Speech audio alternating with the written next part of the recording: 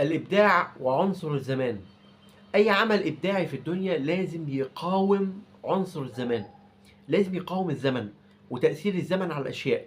يعني دايما تأثير الزمن على الأفكار هو تأثير قوي جدا، بتخلي الفكرة أو المنتج الفني أو الفكري أو الفلسفي أو أي منتج إبداعي بشكل عام، المنتج الإبداعي ده بيتأثر بالزمن.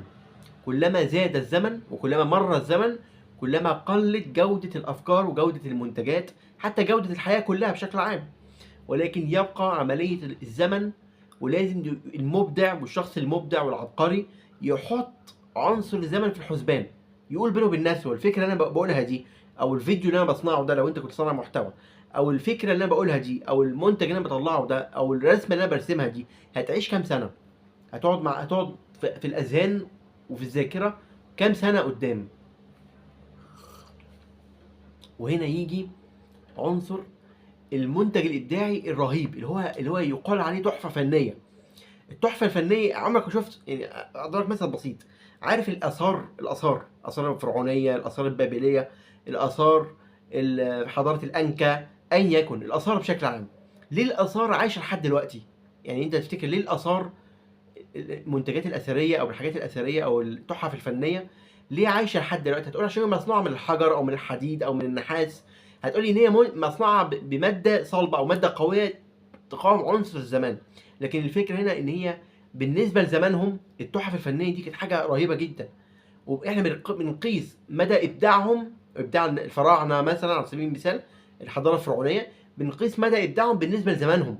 يعني هم بالنسبه لزمانهم دي تحفه فنيه رهيبه جدا، لكن بالنسبه لزماننا ممكن نجيب اي اقل نحات، مايكل انجلو مثلا، او اقل نحات يقدر ينحت لنا تحف فنيه اكثر جمالا من التحف دي. لكن احنا بنقول عليها ان هي تحف فنيه ابداعيه. ليه؟ عشان هي بالنسبه لزمانهم حاجه خرافيه، حاجه ما فيش حاجه جت ناس مستواها. ويبقى برضو عنصر الهاله، هاله الماضي والهيبه والرهبه من الماضي. فكره ان انت مثلا بتشوف صوره لشخصيه مثلا بالابيض والاسود غير ما تشوفها صوره بالالوان.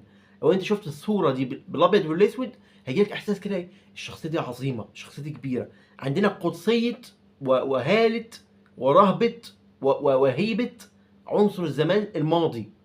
دايما بنقدس الحاجات الماضيه، بنحس انها حاجه جامده، حاجه كبيره. او الشخصيات اللي هي التاريخيه دي بنقدسها وبنكبرها في عيوننا وفي نفسنا وفي عقلنا، من فكره ان هي الابيض والاسود. عنصر الابيض والاسود اللي له هيبه بالنسبه في اي مجال من المجالات في الدنيا كلها.